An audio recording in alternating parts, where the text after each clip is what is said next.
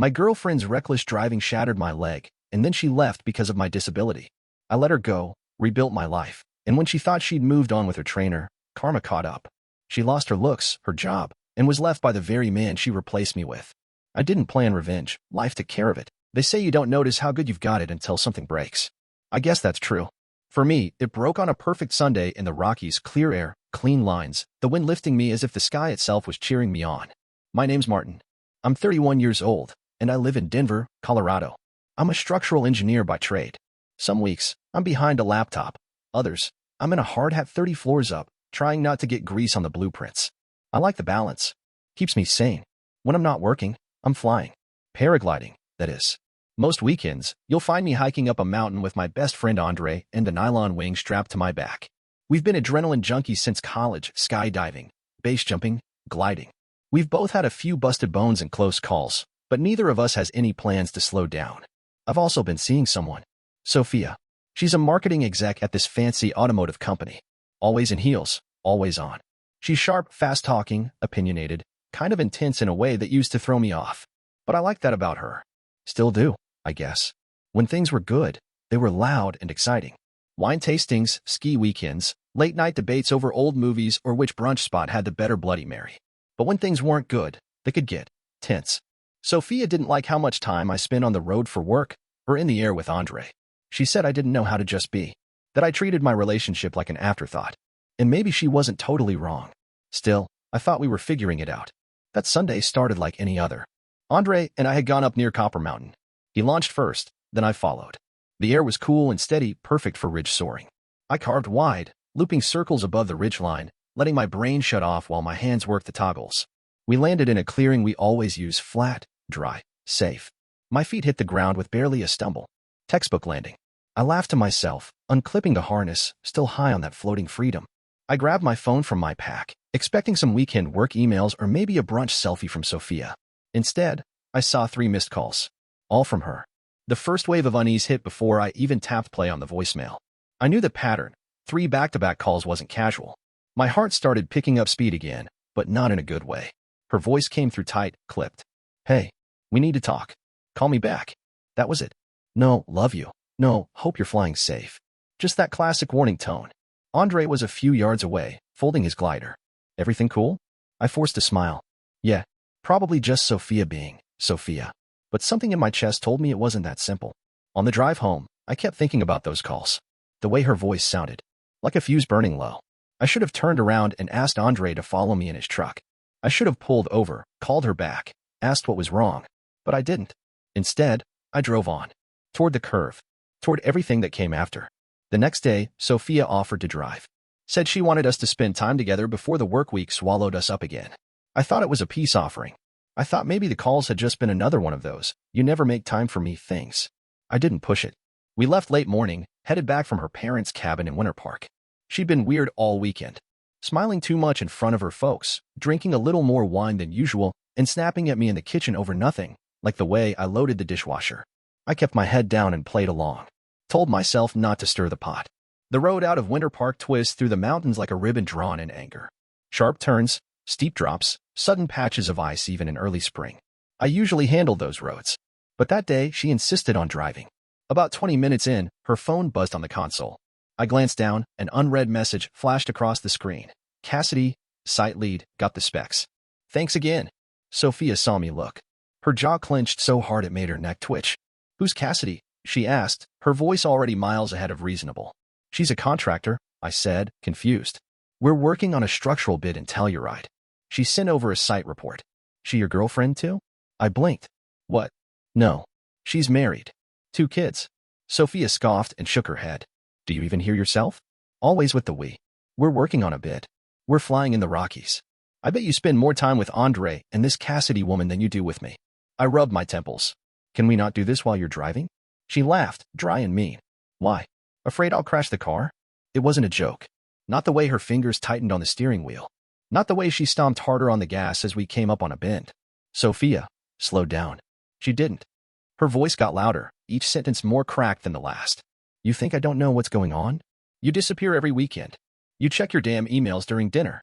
And now I have to hear some random woman texting you on a Sunday like you're her boyfriend? I'm not. Shut up. she snapped, cutting me off. God, you're such a liar. She turned to face me. Fully. Eyes off the road. That's when I saw it. A tight left turn, the guardrail flickering into view too fast, too sharp. Sophia, I shouted. She turned back, too late. The tires screeched. The SUV fishtailed. For half a second, we floated. No road. No sky. Just a blur of trees and metal and gravity snapping its fingers. Then the impact. My side. Glass exploded. A flash of white. My head slammed the window. Then nothing. Darkness. I woke up to the sound of beeping. Sterile light. Pain that didn't make sense at first. Then I saw the Ford drip, the monitors. My leg felt wrong. Like it was there, but wasn't. A nurse noticed me. Mr. Kessler? You're awake. One moment. I'll get the doctor. Everything spun. My throat was dry. My chest couldn't take a deep breath. A man in scrubs walked in, clipboard in hand. Mr. Kessler. I'm Dr. Singh. You've been through a serious accident. Emergency responders got you here just in time. I tried to speak. I couldn't. He looked at me gently. You had massive trauma to your lower right leg. Compound fractures. Internal bleeding. We did everything we could. His voice slowed, like he didn't want to say it. But we couldn't save it. The words hung there. My leg was gone. My body, my life broken. Because I hadn't called her back. Because I let her drive. Because I didn't see it coming. The pain was the first thing I understood. It came in waves, burning, stabbing, then numb. Like my body couldn't decide whether to scream or shut down. They gave me pills that made everything soft and floaty, but I still felt it. Especially at night. And then there was the absence. Where my leg used to be. I'd reach for it without thinking, feel an itch in a foot that no longer existed. They called it phantom pain. I called it hell. Sophia stayed. At first. She brought flowers. Sat by the bed, barely touching her phone. Told the nurses she was my emergency contact. She kissed my forehead once and said, "You're so strong." But it sounded rehearsed. Like something she'd read in a book about dealing with trauma. I tried to be grateful. I told myself this was just shock. That we'd get through it. That I was lucky to be alive. But I noticed the way she flinched when she had to help me sit up. The way her voice thinned out when I asked for water or a charger or help getting to the bathroom. The way she kept talking about work. Her big meeting next week. A client dinner she couldn't miss. Like I was an inconvenience she was trying not to resent. 2 days in, I woke up at 4 a.m. drenched in sweat. Sophia was asleep in the recliner, arms crossed, mouth slightly open. I whispered her name. No response. I called again, louder. Still nothing. Eventually, I pressed the nurse call button instead. My parents flew in from Ohio 3 days after the surgery. I didn't ask them to come, they just showed up. My mom burst into tears the second she walked into the room. My dad stayed quiet, his mouth set in that grim, clenched way I hadn't seen since Grandpa's funeral. Within an hour, he was already outside measuring the porch. "We'll need to build a ramp," he said. "Can't have you stumbling around like an idiot." That was his version of love. My mom sat beside me and held my hand. "We're going to get through this," she said. "And you don't need to worry about the paperwork or the insurance. I already made a spreadsheet." She brought applesauce, printed out every medical document the hospital would release, and asked the nurses more questions than I could track. She was fierce. She was tired. But she was here. Andre showed up the same night. He walked in with a bag from some burger joint and a 12-pack of Sprite. "They said you're on pain meds, so no beer," he said, grinning. Then his face changed when he saw the wheelchair in the corner. He didn't ask what happened. He just pulled up a chair and handed me a bag of fries. "I'll help with the ramp when you're home," he said. I already called in for some time off. Sophia came less and less. By the second week, she'd show up late, leave early. She forgot to charge my phone once, then snapped at me when I asked if she could plug it in. "I'm not your nurse, Martin," she said, then looked guilty for saying it. One night, I woke up to hear her in the hallway. She was on the phone. Her voice was sharp, quiet, but not careful. "I can't do this forever. He's not the same. It's like dating a patient." A pause. "No, not yet. But I need to be careful. He's already depressed." And then, the words that drove the knife in. "He's just broken. Not like before. Not the man I fell in love with." Silence. My heart thudded. I wanted to believe I'd heard wrong, but I hadn't. Then came the worst part. "I miss you. I really do. When can I see you again?" That voice, warm, flirtatious, wasn't for me. It hadn't been for a long time. When she walked back in, I pretended I was asleep. But inside, something shifted. A spark. A thought I hadn't had since the accident. I might not be whole, but I wasn't done. 3 days after I got home, Andre showed up with a grocery haul in one hand and a toolkit in the other. He built out the rest of the ramp with my dad's leftover lumber, then adjusted every doorknob in the house to accommodate my wheelchair. He even found some voice-activated lights online and had them installed by that weekend. "You don't just need help," he told me one afternoon. You need a system. He was right. And I wasn't just thinking about physical support anymore. The night I overheard Sophia on the phone stuck with me. Every time she handed me a bland meal with a forced smile, or left the room to take a work call that lasted 45 minutes, I kept hearing her say it. He's broken. Not the man I fell in love with. I stopped hoping she'd apologize. I stopped trying to win her back. I started making a plan. Andre had a cousin named Margot. She was a lawyer, family law, and medical rights mostly, but sharp, focused, and low-key ruthless. When Andre told her what was going on, she offered to come over the next day. She brought her laptop and a legal pad, listened to everything I said without interrupting, and nodded slowly when I told her about the phone call I'd overheard. If she's acting like this now, she said, you need to protect yourself. Financially, legally, emotionally. She handed me a small box. Cameras. Motion activated. You can set them up with Andre. And this, she pulled out a sleek little voice recorder. Clip it to your chair. You're going to start collecting. We kept it discreet. One small camera in the living room, one in the kitchen. I didn't bother with the bedroom anymore. Sophia had started sleeping in the guest room under the excuse of needing better rest for work. Another camera faced the front door. Andre synced everything to a cloud account. Sophia didn't notice. Or maybe she didn't care.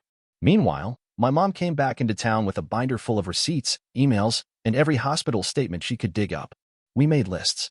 We tracked everything, expenses I paid while incapacitated, groceries she charged to my card, days she left me alone while claiming she was caring full-time. Sophia started sneaking out around 9 p.m. every other night. I didn't ask where she was going. The cameras caught her slipping on makeup, checking her phone, smiling at messages I never got. The voice recorder caught her muttering, "Ugh, if I have to look at that stupid chair one more time," after slamming the front door shut. By the end of the second week, we had timestamped footage, recordings of verbal digs, and a trail of bank charges that said everything she wouldn't. It was enough. Andre looked at me one night while we were reviewing the clips and said, "You ready for the next step?" I looked at the screen, paused on Sophia walking out in heels she used to save for date nights. "I'm ready," I said, because maybe I couldn't walk on my own yet, but I could stand up for myself. Sophia sat across from me at the kitchen table like she was about to deliver a quarterly report. Her fingers tapped a slow rhythm on the wood. Not nervous, just impatient. I knew what was coming. She didn't know that I knew. That was the difference now. "I've been thinking," she started, "and I don't think this is working anymore." No hesitation. No soft lead-in. Just clean and clinical. I kept my face neutral. Okay. That threw her off. She blinked, then tilted her head slightly like she hadn't heard me right. "I mean, with everything going on," she continued, "it's been hard. I've tried to be patient, but the truth is, we don't connect the way we used to. The intimacy's gone. There's no physical spark anymore." She said the word physical like it was a curse. Like my missing leg had contaminated everything between us. I nodded slowly. "So what are you saying?" She leaned back in her chair, exhaling like this had all been so terribly difficult for her. "I think we should go our separate ways. You need care, and she paused, trying to look pained. "I need to be with someone who sees life the way I do. Someone who isn't broken." She didn't say it, but we both heard it. I looked her in the eye. "Are you still seeing your trainer?" Her face flushed, just for a second. "That's not relevant." "It is to me." She looked away. "That started later. After things fell apart." "No," I said calmly. "Things fell apart because you were never here to begin with." Her voice snapped sharp. "I gave up so much trying to be here for you." I nodded. "You did. And now I'm giving you what you want. What's that supposed to mean?" I smiled gently. "You can leave, Sophia." She stared at me. That's it. That's it." For a second, she looked stunned. Like she'd expected a fight. A begging. A last-ditch confession. But there was nothing left to give her. From the living room, Andre stood quietly and gave me the smallest nod. He'd heard everything. The camera caught it too, her confession, her language, her admission of emotional abandonment. We had it all. She left the next morning. Packed a bag in silence, didn't offer a hug, didn't look back. Just walked out like she was finally unloading a burden. What she didn't know was that the second she pulled away from the curb, Margot had already filed the first legal notice. Everything was set. Neglect. Infidelity. Financial exploitation. It was all going to be on paper now. Sophia thought she was escaping a deadweight. But she was walking straight into the storm. And I was finally standing still, without her dragging me down. Sophia was still posting spa selfies the day she got served. Andre and I were having lunch, grilled cheese and tomato soup in my kitchen, when Margot texted, "It's been delivered." She included a little smiley face. Professional courtesy. I pictured Sophia at her downtown condo, stepping over her overpriced gym bag to grab what she thought was a package. Instead, it was a 3-inch stack of legal reckoning, a $2 million personal injury claim. Emotional distress. Negligence. Loss of earning capacity. We had the receipts. We had the audio. We had the silence. The hours she left me alone right after surgery, the way she siphoned money from my account to pay for personal trainers, fancy dinners, and Uber rides to meet a man who wasn't me. Margot had called it airtight. I called it overdue. The first call came 2 hours later. I didn't answer. By the third day, her mom called. Then her sister. All the women who'd once smiled politely at our wine tastings, who once complimented our beautiful chemistry, now left voicemails like I was a criminal. Martin, we're sure this is a misunderstanding. I know Sophia's made mistakes, but court? Really? She's just under pressure. She didn't mean to hurt you. She meant it. She just never thought I'd fight back. The first time I saw Sophia again, it wasn't in court. It was on my front porch. She showed up without warning. No makeup, hair tied back in that messy bun she used to wear when she wanted to be taken seriously. She had a folder in her hand and a look that tried to blend guilt with innocence. I opened the door and rolled back just enough so she couldn't step inside. I just want to talk, she said, blinking fast. I nodded. Go ahead. I didn't think it would go this far, she whispered. You thought I'd roll over, I said. No, she said quickly. I thought you were better than this. I almost laughed. I was. I was better. I carried you. I excused everything. And you walked out like I was furniture. She took a step forward. Martin, come on. This is just going to ruin both of us. You think I care? I said. I lost a leg. I lost months of work. And you left me bleeding while sneaking out to play house with your trainer. I made mistakes, she whispered. No. You made choices. She looked down, biting her lip. He left me, she said suddenly. The trainer. When he found out about the lawsuit, he ghosted me. I'm not surprised, I said, coolly. She looked up, her eyes red. Do you really want to drag this through court? I didn't blink. I want to win. She turned, slowly walking back to her car. The next week, her family tried one last play. Her uncle, a retired attorney, sent me an email filled with phrases like mutually beneficial resolution and maintain discretion. Margot replied with, my client is fully prepared for trial. Any settlement discussion must begin at no less than $1.5 million. Otherwise, we'll see you in court. Sophia's online presence went dark after that. Her friends stopped tagging her. Her glow-up posts disappeared. Because the one thing she never saw coming was this. I wasn't the one broken. I was just getting started. The conference room smelled like stale coffee and polished wood. Mediation was court-mandated, but Sophia walked in like it was a spa appointment she hadn't asked for. Her hair was sleek, her outfit designer, somewhere between morning and boardroom. She gave me a stiff nod, the kind strangers offer at elevators. Across the table sat the mediator, a gray-haired man with reading glasses and a sigh already in his posture. On either side of us were our attorneys. Margot wore a navy suit and an expression carved from stone. Let's begin, the mediator said, folding his hands.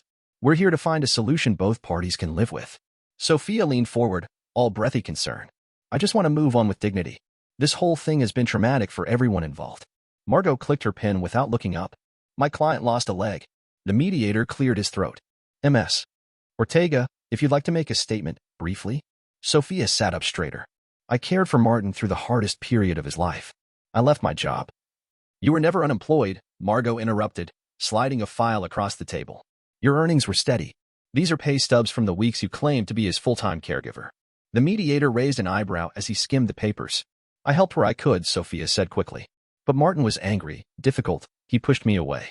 That's when my mom stood up. We hadn't planned it. She was technically there as a witness, not a speaker. But the room fell silent as she stepped forward and faced everyone. I flew in the day after his surgery, she said, voice calm. His fridge was empty. His meds were hours off schedule. He hadn't been bathed. She hadn't even opened the bag with the mobility aids. She held up her phone. I documented everything. Margot turned on the small projector.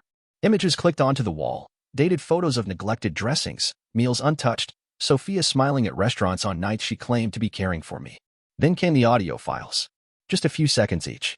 Sophia, whispering, he's not the same. I can't love someone who can't keep up. Sophia again. Let him sue. He can't prove anything. When the final clip ended, no one spoke. The mediator finally turned to Sophia's lawyer. Would your client like to respond before I recommend a course of action? Her lawyer leaned in and whispered something. Sophia's face stiffened. Her shoulders dropped a full inch. She nodded. The settlement was signed 2 hours later, $900,000, paid over 12 years. Wage garnishments. A lien on her car. Her downtown condo would be sold. She'd wanted to keep it. She cried over that. I didn't blink. Outside, on the courthouse steps, my mom hugged me tightly. You didn't just survive her, she whispered. You buried the lie. Andre drove us home. We didn't celebrate, not with champagne or music. But when we pulled up to my house and I rolled through the front door, I felt something I hadn't in months. Not revenge.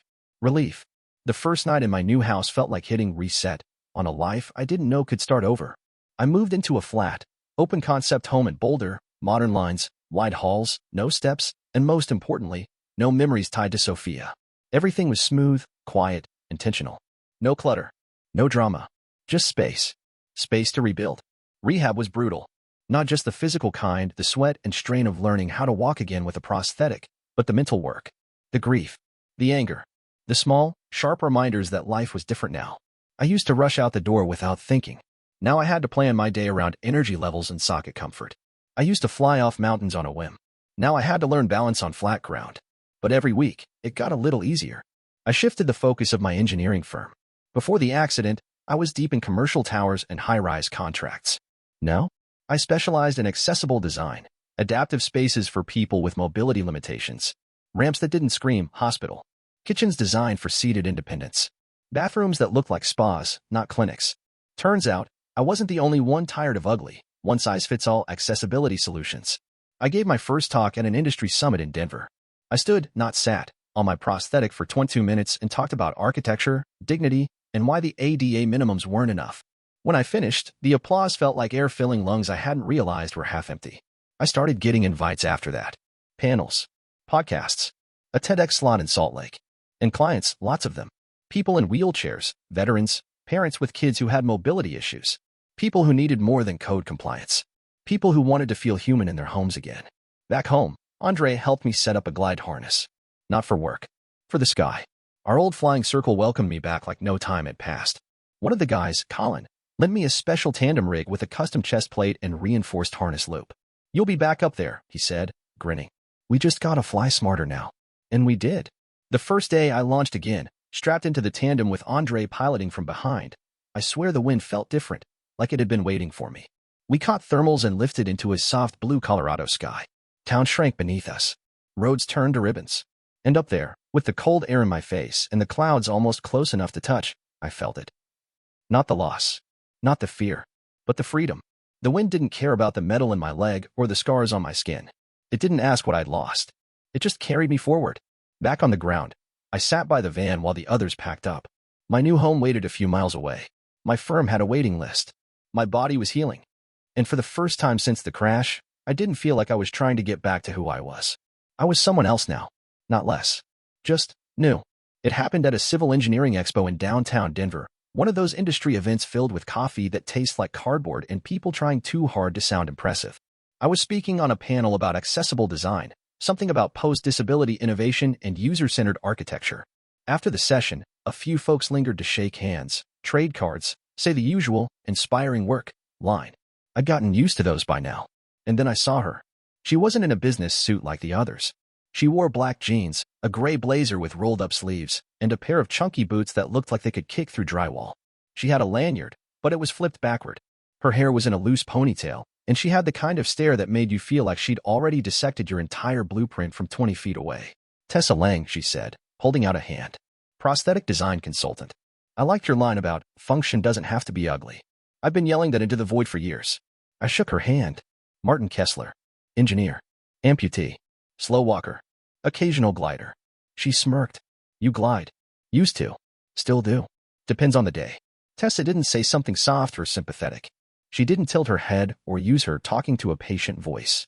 She just said, "Nice. I'd love to see your gear sometime." We got coffee. Real coffee from a place she swore had the best Ethiopian roast in the state.